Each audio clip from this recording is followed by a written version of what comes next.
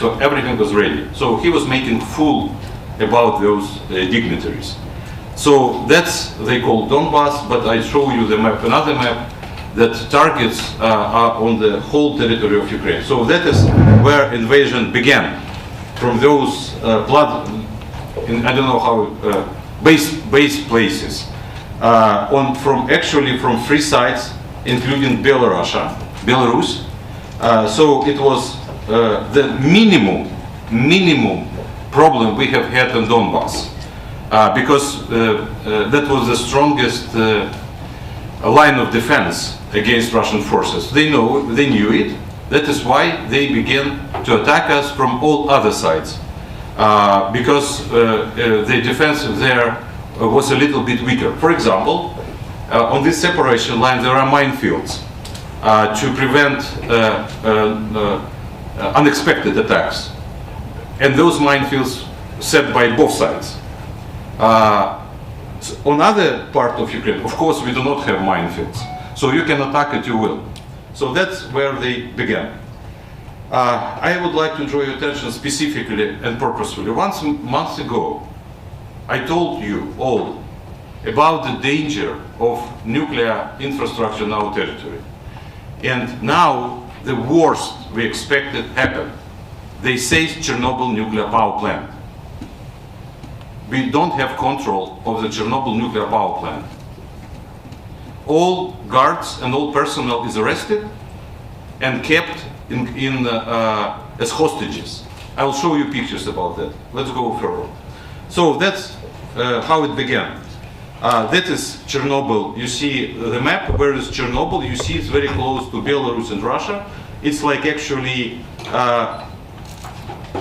there is a small city where people who are working on Chernobyl nuclear power plant lives. The train which carries them to work at home goes through Belarusian territory, because that's geography. So it's so close. So they can do it easily without any problems, and they did it. On the left down corner, that's picture of 1986. That's a picture that's real from data developed after so many years after Chernobyl. So you see what happened when Chernobyl happened. What kind of contamination covered Europe. It was not just for Ukraine, it was not just for Russia and Belarus. First, Chernobyl reported from Sweden. It was reported that far as Scotland. So now, the world, that's literally the world, because this Chernobyl problem, it's immense. Soviet Union did almost nothing to cope with the consequences. When we became independent, Russia said, good luck, Ukraine.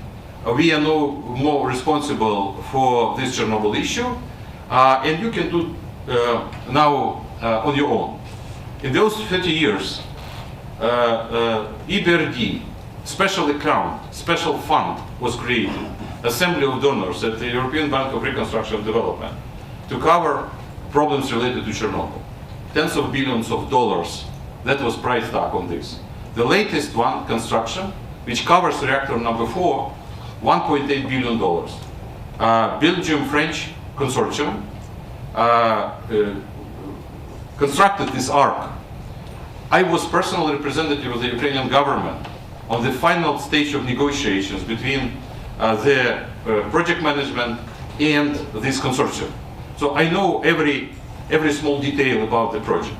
This is immensely difficult, technologically savvy construction, because you have to construct it over a reactor which has enormous radioactive level. It is 1,000 times higher than Fukushima.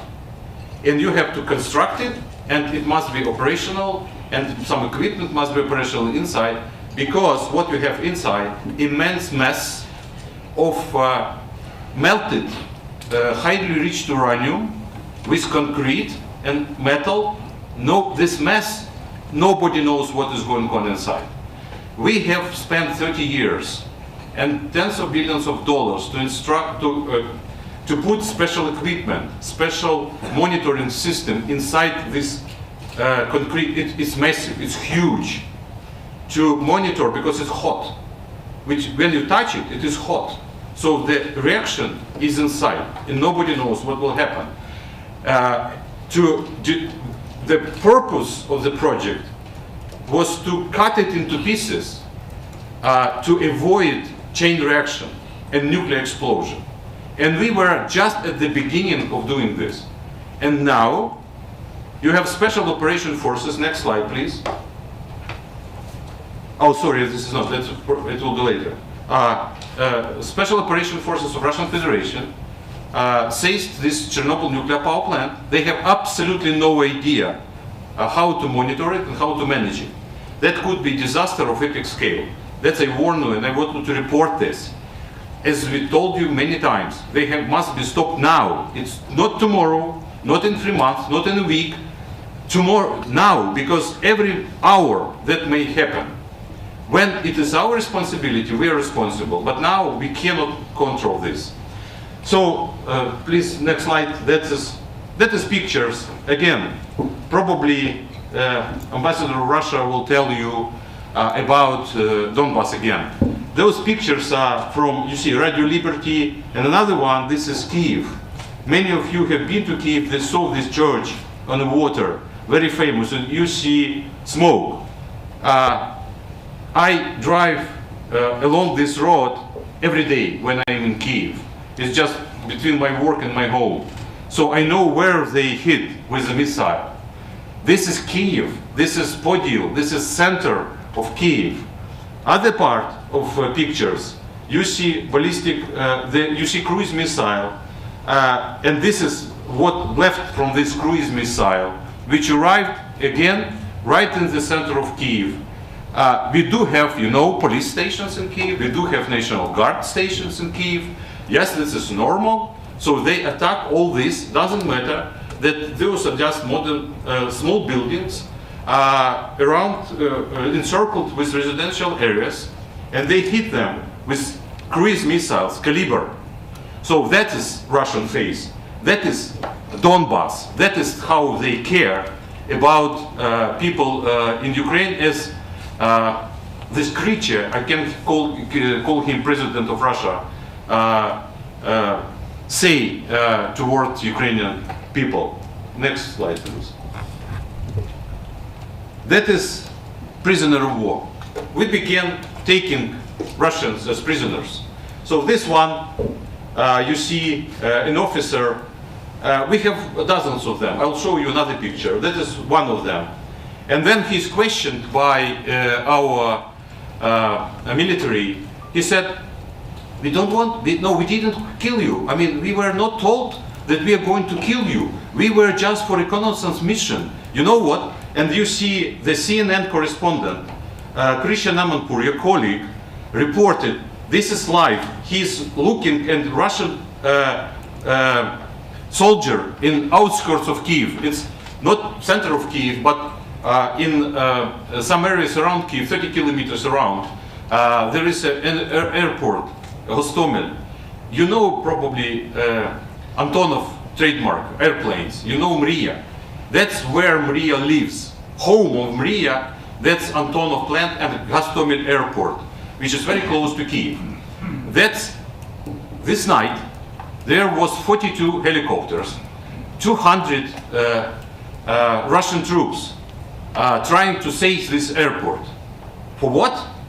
For 100 airplanes coming from Russia with paramilitary troops, which has a goal to destroy Kyiv infrastructure, to become seizing, you know, communication systems, governmental buildings, to change the government. Their purpose to seize the house, to change the government. It was fair fight. All those were destroyed. Russians, several helicopters were destroyed, and this airport was destroyed completely. So there is no more airport. I don't know where is Mriya. I just pray that Mriya is not in Kyiv, because this is unique plane which the world needs.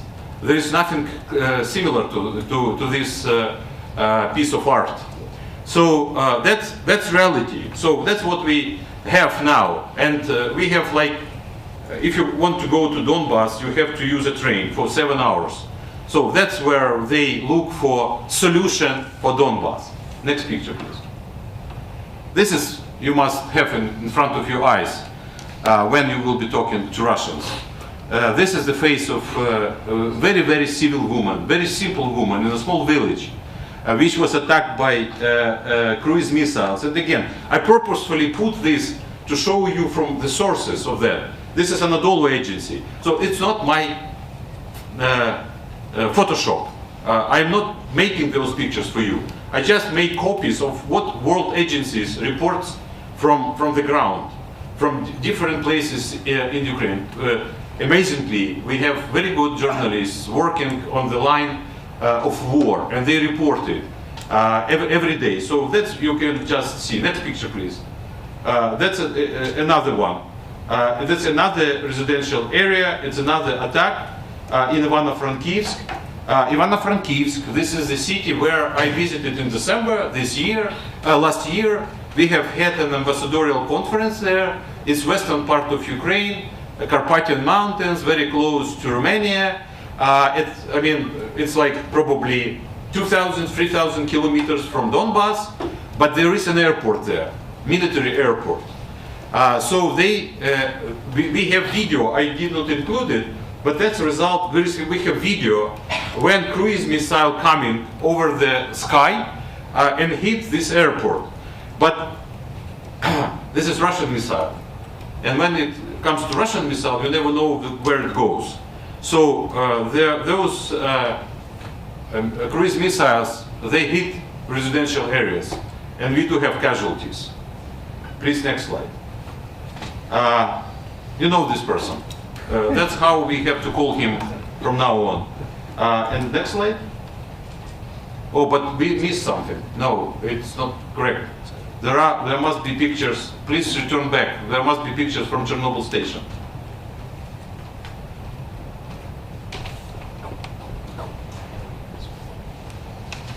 Back. Strange. Possible. I think you made your... Sorry, no, but it's important, they must be there. Okay, nevertheless, why it is important to show you those pictures? We will check now why they're not there. You see military units and vehicles without insignia. Exactly Ukrainian scenario. So, military vehicle without plates with Z on it. That's the same Z they put on tanks. Military units in military uniform with red tape. And again, I have pictures that I don't know where they disappeared. It's very strange.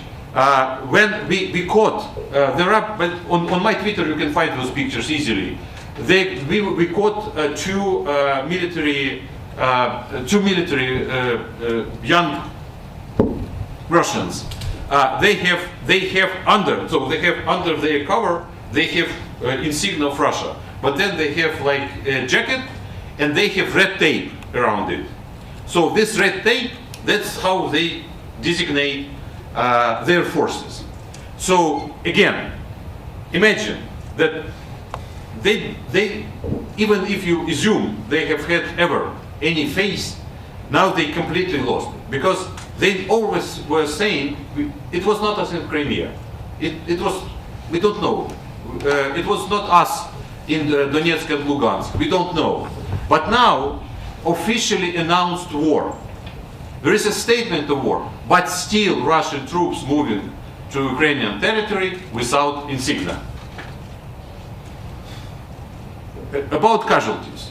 This is very important to understand, because we are very grateful to our partners. We extremely grateful for, first of all, United States and Great Britain who provided us with anti-tank equipment, Javelins and NLAX. We destroyed, I can't calculate, but probably 2 dozens already of Russian tanks. We shot down minimum, that's exactly, I know for sure, 7 their warplanes. a dozen of helicopters. We have killed hundreds of those people. Unfortunately, we do have casualties too, among civilians and among military. One of the most terrible, that was a station, radar station, close to Odessa, on the south. The personnel of this station were 18 people, 8 men and 10 women. Because it's radar, it's like communication site. All of them were killed. 8 men and 10 women. They were killed with missile attack. That is why we continue to request, to ask our partners to provide us with additional anti-missile equipment. We do have some, and we operated, as I told you, we already shot down 7 airplanes. This is not small, taking into account that Russian planes are good. But we still need Stingers, we still need additional assistance, because that's where they have superiority. Cruise missiles. This is amazing. I mean, you use cruise missiles in peaceful times, 21st century, around peaceful country, without any provocations, and of course you never can control. What we expect, that's and I will stop on that. We expect a next wave of attack. They now kind of regrouping themselves. We expect attack on Kiev with terrorist units, units specifically purpose of which to seed terror. There are rumors, I can't confirm, but there are rumors that Wagner Group among them and other death squads from Russian traditions. That's why we have now curfew installed in Kiev. That is why now police and National Guard monitors every street, every part of the city. And it's not just about Kiev and Kharkiv, Zhytomyr, Dnipro, and all major cities actually in eastern, central part of Ukraine. We are ready. We will fight back at every.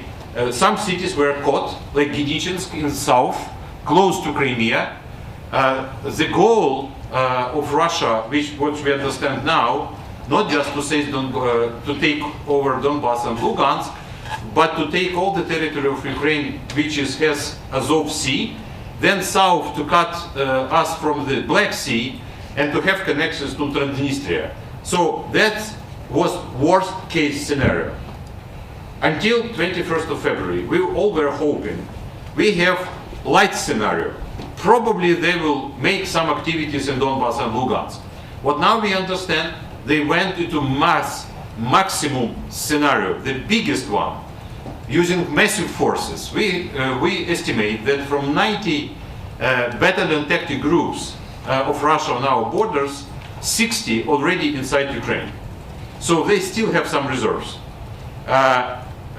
Again, there is no panic. People are very resolved. There is some exodus. I mean, people specifically from Donetsk and Lugansk, from those heavily attacked areas, civilians, they are trying to leave now to western part of Ukraine. So we have already unfolding refugee crisis. But it's too early to say. What we're now going to do, we're going to fight back. There is no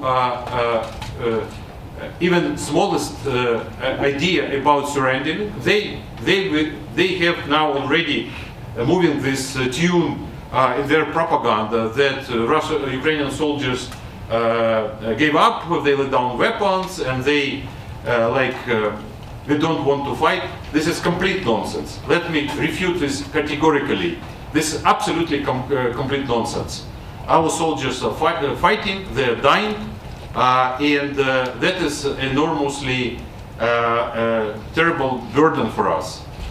We ask all our partners to stop this, to impose as harsh sanctions as possible, to prevent a catastrophe of scale unseen since Second World War. Thank you very much for your attention, and now I'm ready to answer your questions. Thank you, Ambassador. Thank you very much. Let's start with the questions. I have a fundamental question. Yeah. Go ahead. What do you expect from the United States and the European allies? A military intervention? At this point, we expect supply of additional ammunition for air defense. Then we already very well equipped to protect us against tanks, and it works. We have very good equipment supplied by Turkey, Bayraktar unmanned vehicles, UAV, and they are very effective. We already used it. I saw pictures how they were used. It's amazing. But we have no protection against cruise missiles. So that's what we expect. That's number one. Number two, we expect right now, not deliberating again, not deliberations, not in a week, not in a month, but right now to establish as harsh sanctions as possible. We must remove this villain from Kremlin. This is absolutely unacceptable that one person created such a crisis for no reason. He must be stopped. We are not fighting against Russian nation. We are fighting against regime which is anti-human. That's the subject. So that is why we expect. We know already. I talked yesterday to 28 ambassadors of the European Union and in the EU ambassador herself. And I understand that the EU is very well prepared. They already announced some sanctions, and the United States too.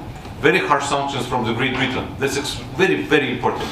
But we want them to go even further. Thank you. Okay, let's start, Greg.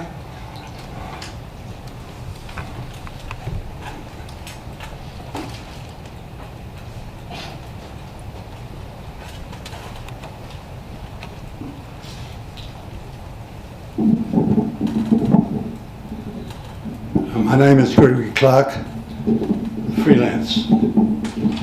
I have visited your country several times, and I have great sympathy for what is happening. However, Mr. Putin accused you of being Nazification as an excuse for the war. There is a UN resolution concerning glorification of Nazism, neo-Nazism, and other practices that contribute to the fueling contemporary forms of racism, racial discrimination, etc., etc. The voting on this was 130 in favour, 51 abstentions, and 2 opposed. Of that 2, Ukraine was 1. How can we explain that vote?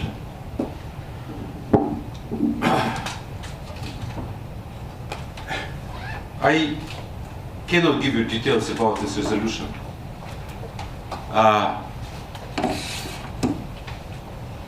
We have, in the center of Ukraine, we have a place called Babi Yar. This Babi Yar is a graveyard for more than 100,000 people, Jews, Russian, Ukrainians, many nations. Even there are, not my relatives, but there are 6 people with my family name. I have no idea who they were, but my family name. They were done by 1942 by Nazis. We lost 8 million people in the Second World War. To accuse Ukraine for Nazism, this is, from my point of view, the crime itself. We do have right movements, as anywhere else. Those right movements, there are several organizations with specific vision of policy. They together got 1% on 2 recent elections.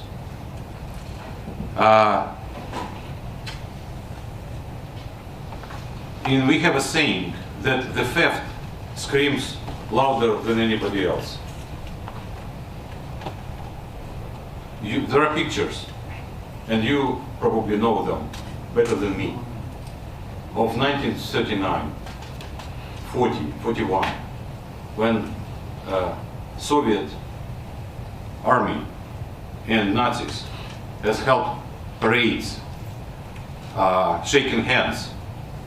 I can share with you if you don't have it. Pravda, Gazeta Pravda, Pravda newspaper picture. Hitler sent his greetings to Stalin. This is completely ridiculous. We have nothing to do with that. We have very vibrant Jewish community. We have open society. And if we have some people who keep their vision as right movements, has nothing to do with Nazis. Mr. Putin constantly pushes that because it's his own country. There are dozens of real Nazi organizations. People of black collar, people from Central Asia are being killed and on a routine basis in underground Moscow, on streets of Moscow. And that is all very well reported and known. In Ukraine, I would invite you when it will be back to peaceful times, on Vyshyvanka Day, to Kiev, and you will see black, Arabs, people of all races, of all nations, freely going in Vyshyvanka, in the center of Kiev, and nobody ever persecute them for their race, religion, sex, or whatever. I'm very proud that my country is very open. It's so open, it's unbelievable.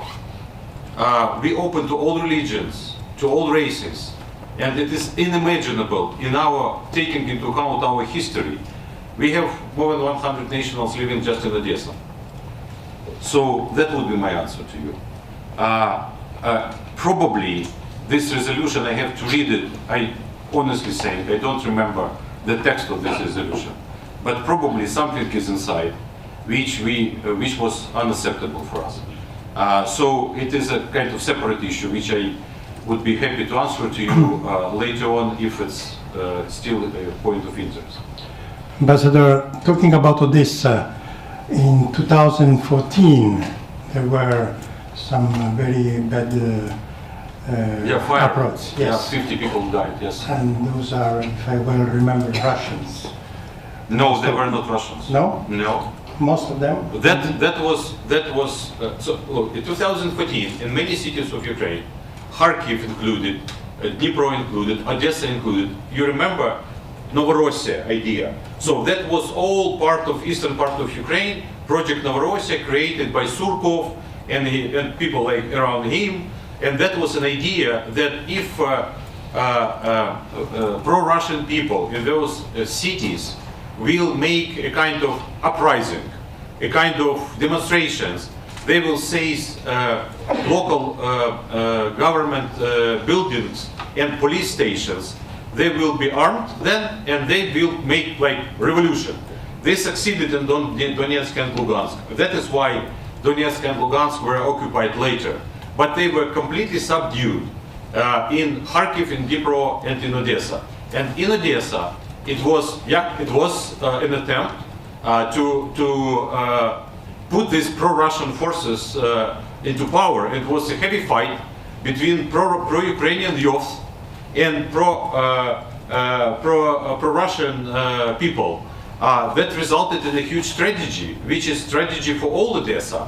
And you will see people remembering it because it's, if you know spirit of Odessa, it's very light, it's humorous, there are people very hospitable, and for them that was terrible tragedy, but has nothing to do with whether they were Russians or not Russians. That was an attempt to overthrow the government, local government in Odessa, and it was a heavy fight resulted in casualties. But we blame, of course, those pro-Russian forces. It's 100% their fault. Thank you. Who's next? Jim was up.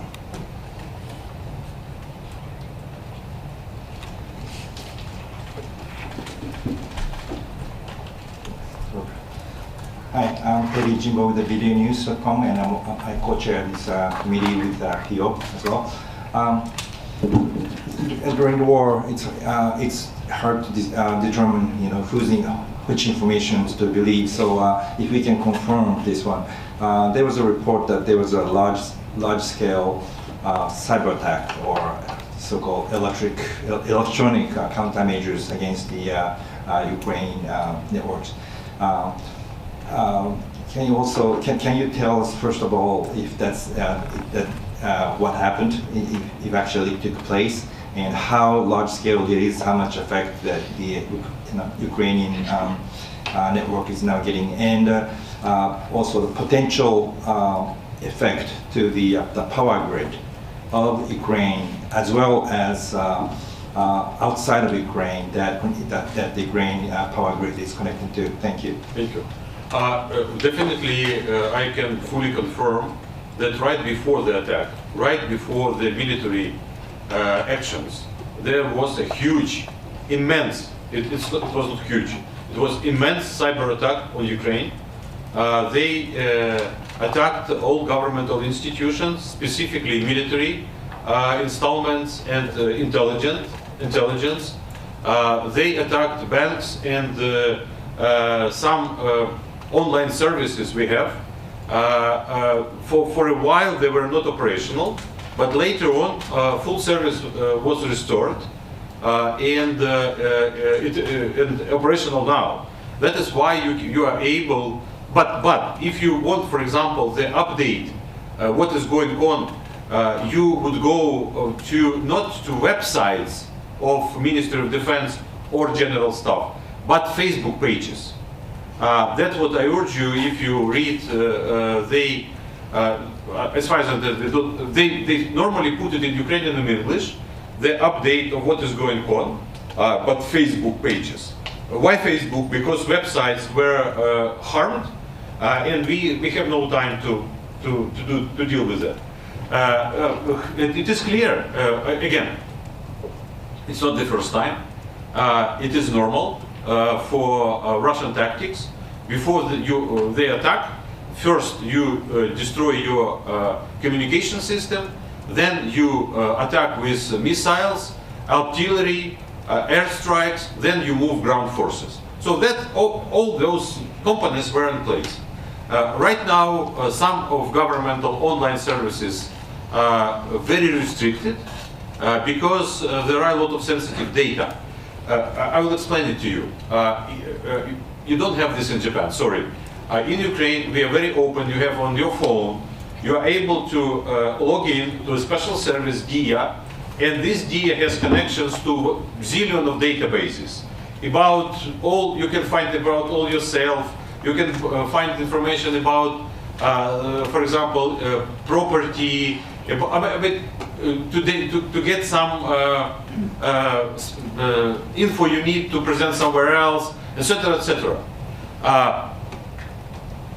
We have intelligence, and it is announced.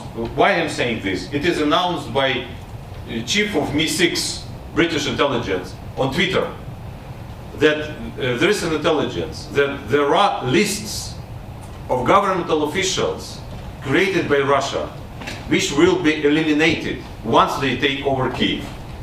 Family. And we have reports that already some of them were receiving emails saying, you have to work for Russia, otherwise we know your family, we know where you live, we know where you go, and you will be prosecuted. If you would not agree, we will simply kill you. So we begin to receive those reports. Again, that's what I'm saying, that's what I saw in posted by responsible people. That means that our services which can be accessed, they can be hacked, they were severely cut to protect people from, because it could be a mistake, it could be whatever, so we cannot have this luxury to provide the enemy with updated information about our government officials, military officers, etc., etc.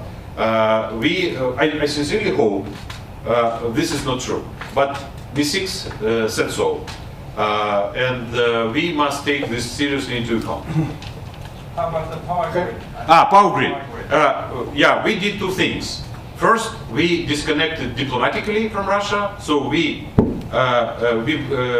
ceased our diplomatic relations with Russia. That's number one. And number two, we cut our electrical connections to Russia, because always the electrical grid of Ukraine was connected to Belarus and Russia. That was for technical purposes, not because we need them, but because that's how electricity system works. We signed an agreement with the European Union to connect to European grids. And those days we disconnected from Russia and we tried to maintain our electrical grid operational, being connected to European system. It is hard because part of our half of our electricity is generated by nuclear power plants. So if they are stopped or they are attacked, it could be consequences. But we try to do whatever possible. Our emergency services, they're working very hard to maintain system operational. Thank you. Karen?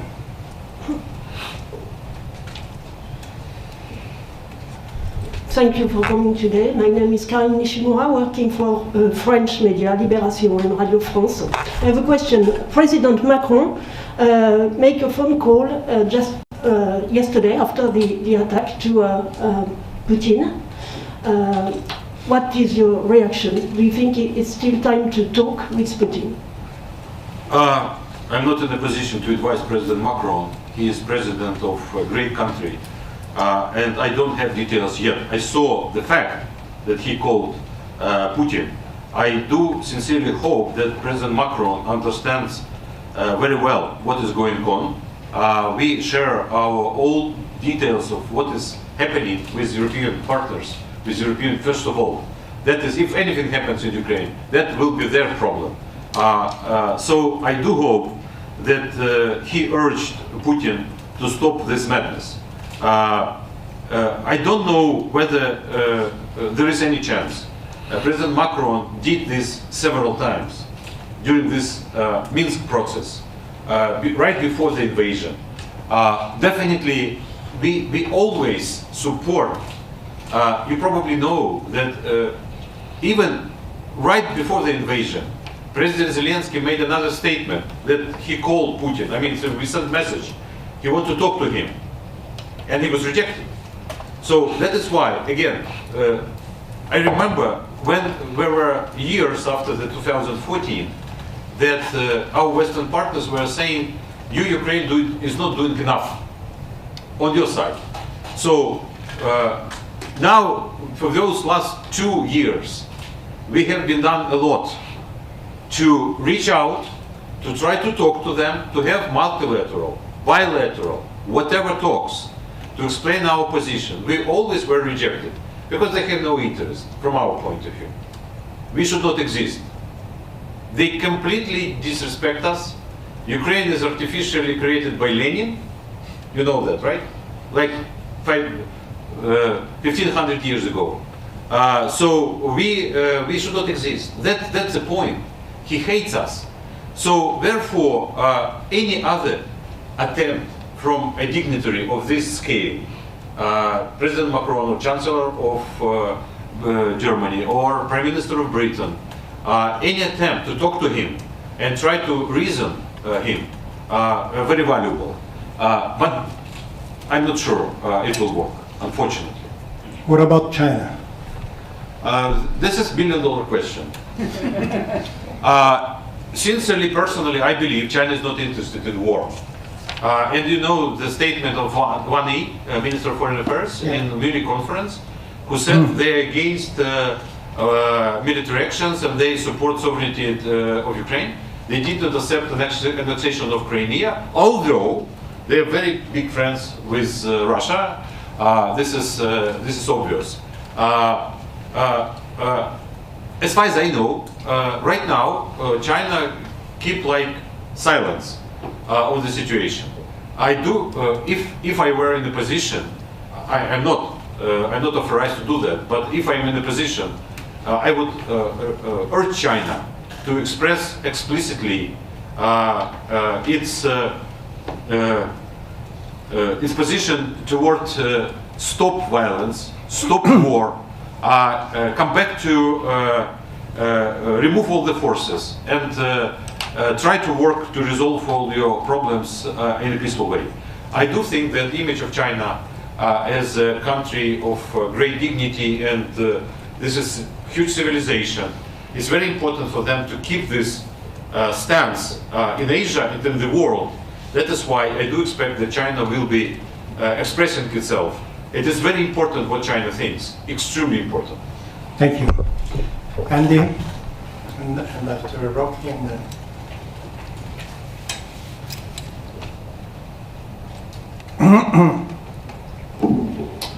Hi, I'm Andy Sharp from Nikkei Asia. Two very short questions. First question, what does the Ukrainian government want from NATO exactly? What will really Membership. help? Pardon? Membership. Okay, well, please explain that. And also, you mentioned China yesterday. So you mentioned China just now. China yesterday, the foreign ministry spokesman denied it was an invasion. This kind of language surely does not help the Ukrainian situation. Can you expand on your thoughts, please? But again, with NATO, you know, it is very simple and clear. What we understand now, and the more we have war coming, the more we understand. If we are part of NATO, there would be no war. It is axiom. This is very simple. That is why we were, I don't want to waste your time remembering your history, but first attempt to claim Crimea was done in 2003. Tuzla problem. Many of you may remember, they began to construct a dam toward the Tuzla island, and then actually to cut Azov Sea. But that was the path toward Crimea. And they were always claiming, with Putin in power, it was not with Yeltsin, but with Putin, it was always that they were saying something from Crimea.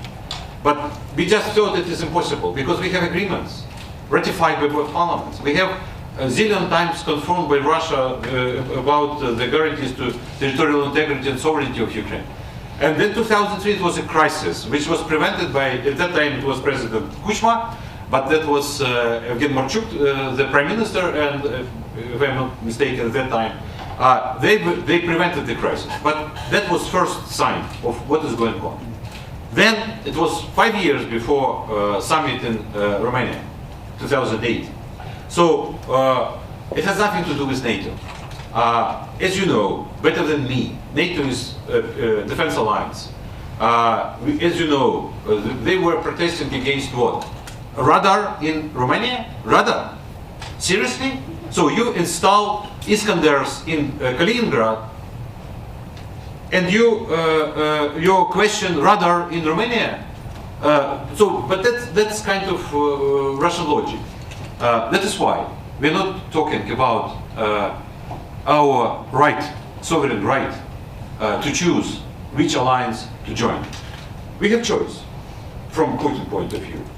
ODKB, so New Warsaw Pact, Bishkek Agreement actually they call it, or NATO. If just a question, if we just imagine for a microsecond, we will apply for membership in Bishkek Agreement, would they be against it? So that's normal, that's okay. That's because Russia would say, good guy, good boy, okay, come, we will embrace you. That is good. So they can create alliances, we cannot, yes? So there is no logic. There is no brain, there is no logic. We want to choose, and we have chosen. And from NATO now, we want membership. We understand all the details, trust me, better than anybody else. We understand all the technical problems. all the military reform needed. We all know this very well. But we believe that there is no country in the world which can protect itself by itself. Ukraine is not an exclusion.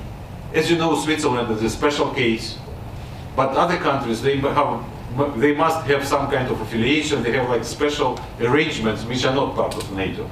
But still, with this invasion, you know, even Finland and Norway began to talk about this. So we stay on this path. We want to be part of NATO. And what would you like NATO to do right now? Yes, that's the question. You know, how it may look funny question, but actually we cannot ask NATO about anything. We can ask NATO to help us, but we understand we are not part of this Article 5. We cannot request military forces, military protection. NATO, as far as I understand this night, Stoltenberg said NATO initiated some plan for to support eastern flank of NATO. So I understand additional troops and additional equipment will be moved to Baltic states, to Poland, to all our neighbors. That's good. We more rely on bilateral support, as is already provided by, first of all, United States and Great Britain and other countries with military equipment. As I said, what we need right now, we need anti-missile defense. So whatever small equipment would be quickly moved to Ukraine, it is not to attack anybody, but to protect our civil population, because we expect more attack. Yesterday, 4 ballistic missiles were shot from Belarus to Ukraine. Ballistic missiles. So it is not a joke anymore. It is not funny. We need this equipment. And NATO's institution is very supportive. We have constant communication with NATO.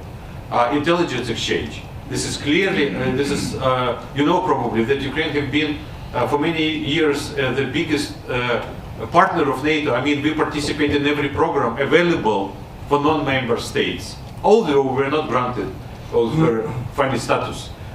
So we want to continue this. Mr. Ambassador, we are running out of time. Can you stay 10 minutes more? Yes. Okay. So, Rocky.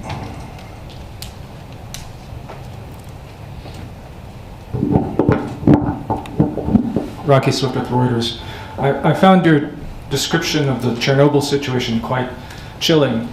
If that facility is not properly managed, maintained, or if it's damaged, what could be the ramifications for Western Europe? Thank you. Radioactive contamination. Radioactive contamination. Look, you have reactor number 4. This is it was construction which has a core with nuclear fuel of highly enriched uranium. And there was a cap on this reactor. This cap was blown during the explosion, and what was inside was going outside in air, in very top level of atmosphere. Then you have wind. And the question was where wind is going. Can you show this map, red map of Chernobyl? Wind was blowing to north. That is why we still have contaminated part of Ukraine, Belarus and Russia. And on those territories, we still have contaminated land, still uninhabited, still unused for agriculture. Because you can find hot particles, we call it. Actually small parts of, actually very small parts of highly enriched uranium. So that is the problem. We don't know what may happen. Now, idea was we have to cover it, because if you begin to disassemble this mass inside the reactor number 4, you will have dust, radioactive dust going to air. That is why ARC was designed to completely cover this reactor. So look at this picture. You see this Chernobyl, and you see where is in Russia contaminated spot. That's because wind was blowing to this direction. If wind at that time would be to south, Kiev would not be exist at that time. I spent every day of Chernobyl in Kiev. City was empty. We evacuated all women, all children, and some men. So we were, I mean, I was young. I was not in a position to leave my job. So we stayed in Kiev. So I remember empty city of 3 million people. That's because wind was blowing to the north. If wind would be blowing to different direction, that will be huge consequences. But in smaller scale, you see this left down picture. In smaller scale, contamination reached as far as Turkey, as Western Europe. And it was registered in Scotland, in Sweden, first. So that is, we don't know what may happen if they destroy this ark. We have no idea, because you have to manage it very carefully. People, they have very skilled personnel, specially trained to work on this station. We have been doing this for 30 years. Nobody else knows how to operate it. And for some reason, for unknown reason for us, you have military unit seizing the station, and we don't know what they're doing there. Probably you may expect they will mount some accusations towards us, again, which is completely nonsense, because we have international personnel, international monitoring system installed by International Atomic Agency. I mean, this is very clear. It's international project, carefully monitored by the whole world. And by the way, we have here in Fukushima, we have a person who knows every micrometer of this Chernobyl zone, Professor Mark Zelezniak. He is working now at Fukushima University as professor helping Japan to cope with Fukushima. Anybody wants to talk to him, he speaks English perfectly, he will explain you all zillion details about this. I talked to him about that, and he said it could be, we are not saying it will be, it could be, if it is mismanagement. We lost connection to the people on the station at 8:30 p.m. Kiev time. Peter?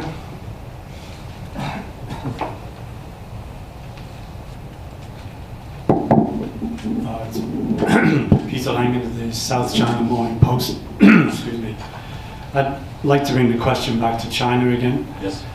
We saw President Putin in China earlier this month signing an enormous number of new deals with China, particularly for energy and gas. And actually just yesterday, China lifted all import restriction on Russian wheat. Yeah.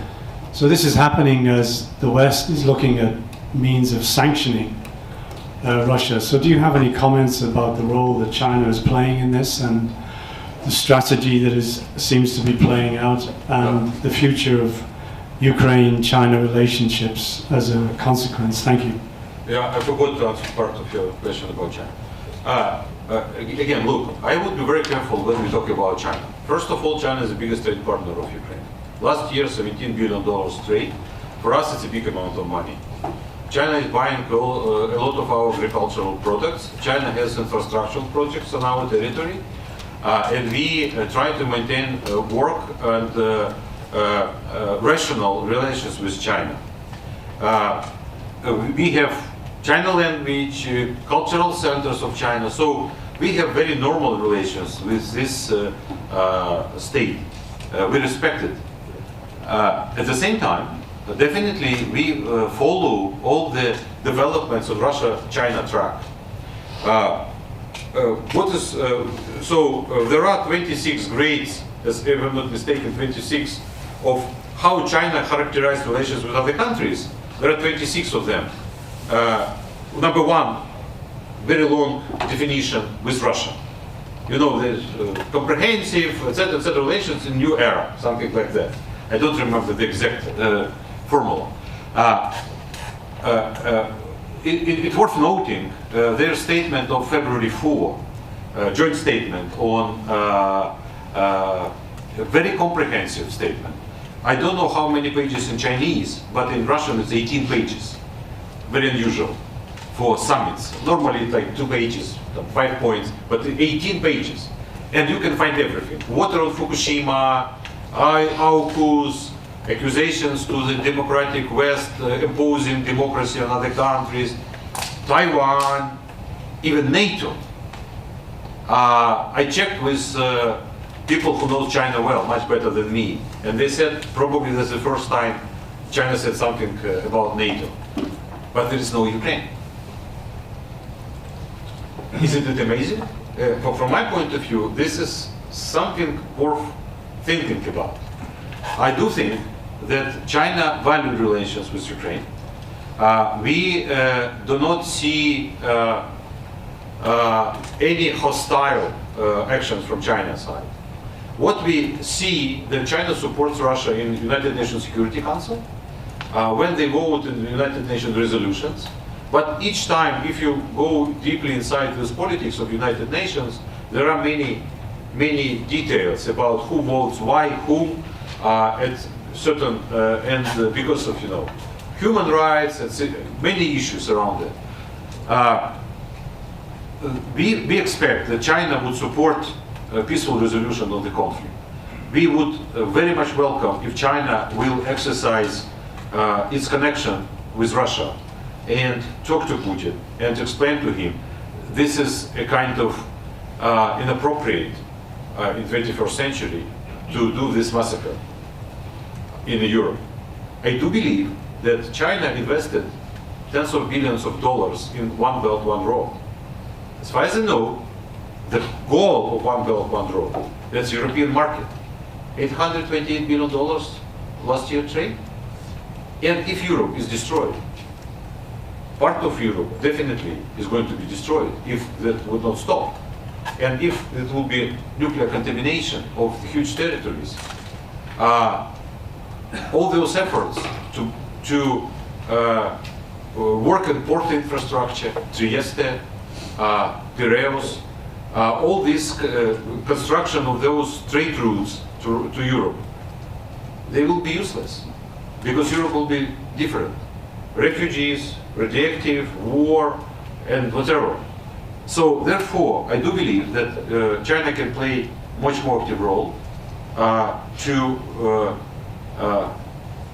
work with Putin in a manner we expect for civilized countries to do. On energy, it's extremely interesting question because definitely that's what Russia does. It sells energy. There is nothing else. So they, as far as I know, Putin brought $10 billion, 10 billion cubic meters more to China, so they will be buying now 48.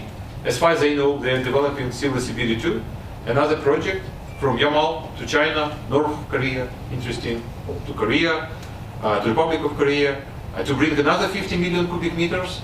I wonder where they will get it. They don't have it. But probably that will be blackmailing to Europe, Germany about Nord Stream 2, but now Nord Stream 2 is not probably going to happen, and Russia will be doing the Asian direction. It's, I can tell you, this is a separate issue worth careful consideration. But definitely what we, I mean, China bought now, that's another story, a huge amount of coal. That's interesting. Taking into account climate change, green energy, and all this stuff, to buy now, as I don't remember the figures, 100 million tons or something, I mean, amazing figure of coal. That's definitely helpful, because if Russia is sanctioned and trade with Western countries are blocked by decisions of different governments, probably they will rely on other markets. But that's worth separate consideration. We must see what is going on in reality. We cannot avoid the situation when China is the biggest trade partner for 120 countries. For the United States, for Japan too, and for Germany. So this is monster, this is super state. And we have to take care and talk to them in this capacity. And this capacity has many layers. So it is more complicated. And finally, sorry, but I have to say this. I'm very careful about statements from China, because I do think we must read them in Chinese. Normally we see it in translation, but taking into account specifically a very specific language. Probably we must be very careful when they estimate what they say. We must be very careful of what was said and how it was interpreted. That is why I try not to pay that much attention to exact wording. I do expect that they have complex of interests, not just one interest or very simple interest. There are many considerations inside the Chinese policy, internal and external. Sorry. Yes, Ambassador. Important Just question. to update you all, I just saw on the South China Morning Post that China has abolished all restrictions of grain. Grain, import yes, they exports. just was, Yes. yeah. All right. Then I have the last two questions from the online. There are colleagues that are following this online. One comes from Ilgin Yorulmaz of BBC World Turkish Service. Ukraine has asked Turkey to revoke the 1936 Montreux Conference Convent, yeah. and close both Bosphorus and Dardanelles Strait to Russian ships. Can you clarify the reason for your government to do this? Well, Yes, the Bosphorus and Dardanelles, so those Turkish states, we call it simply. You know, I was ambassador to Turkey for 8 years, so that is like what I love, my beloved convention. The Montreux Convention, there are, if I'm not mistaken, 15 countries, like Britain too. All this 1936 story. Convention managed the traffic in Bosphorus. Bosphorus is a very complicated place. It's very narrow, it's 7 turns, some of them like 90 degrees. To manage the traffic, specifically right now, every day, you have 4,000 ships coming through Bosphorus. A lot of oil is being exported through Bosphorus. To manage the system, they have installed special equipment developed by Northrop Grumman. And they, like now, work like in operational mode. One day, some part of the day one direction, then part of the day another direction, because they don't want to have collusion in the Bosphorus. But what is the problem with Montreux Convention when it comes to military ships? Military.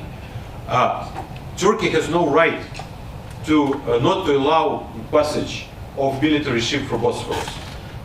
The country which would like to do that just inform Turkey about that there will be military ship. The only problem is that if you move a submarine, that Russia did actually now. They have submarines now in Black Sea.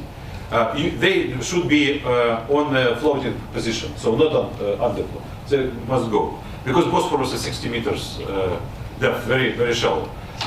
The point is that Montreux Convention says that only restricted tonnage of military ships of non-littoral states could stay in the Black Sea and until 21 days.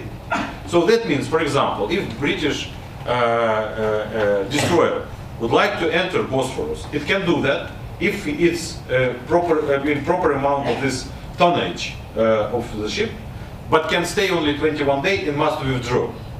That is why during all those 8 years we have rotational bases.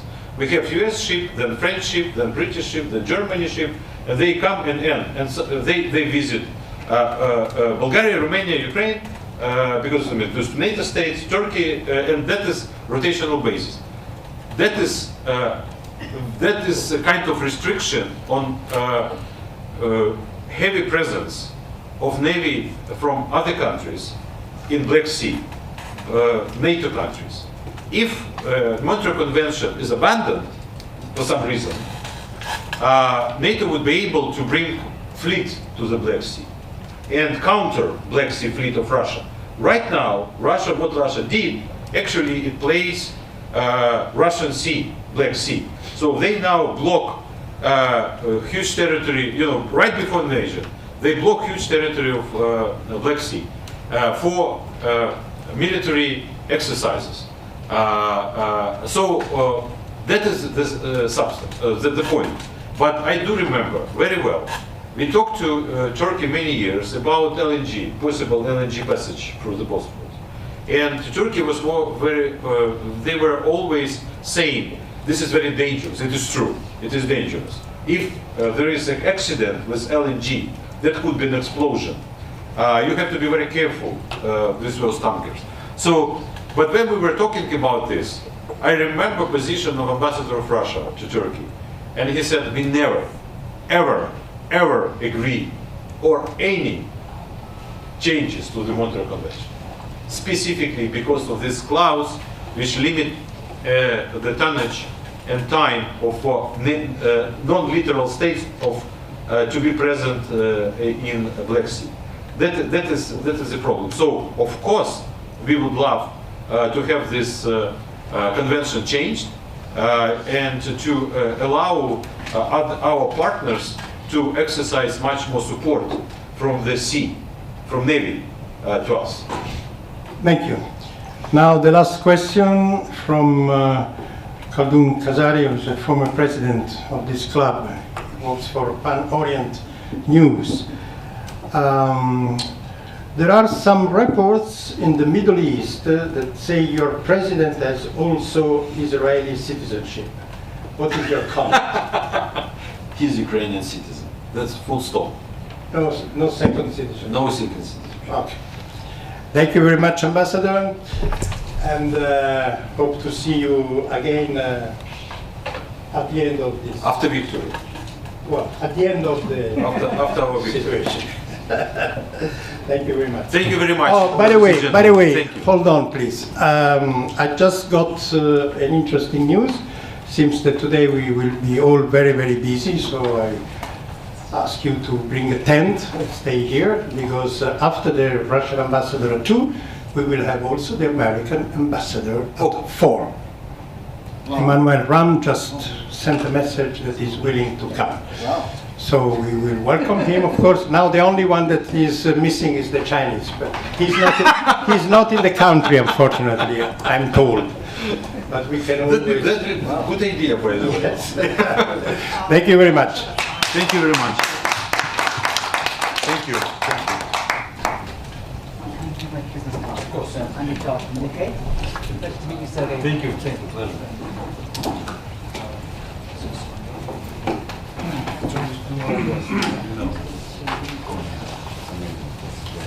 You're doing a very good job. You're doing a very good job. Thank you. Thank you very much. Thank you. That's all we can do, you know. Exactly. All our ambassadors, they don't sleep. We have chat, and I see. You look like you have all sleep. Yeah, of course. Yeah, that's Japanese food. Sushi. Thank you very much. Thank you, James.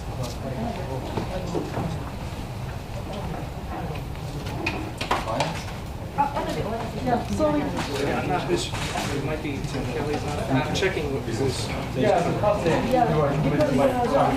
yes, of course, I know, of course.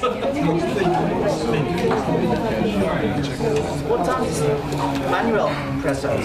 4. Wow, I'm here all day. Because of this? Shows you the power of holding people like this, yeah? And you saw his tweets, like, as soon as he came to Japan, on the Ukrainian situation. I'm not sure. I will keep myself. Thank you. Victor, did you know you were still writing for the STFP?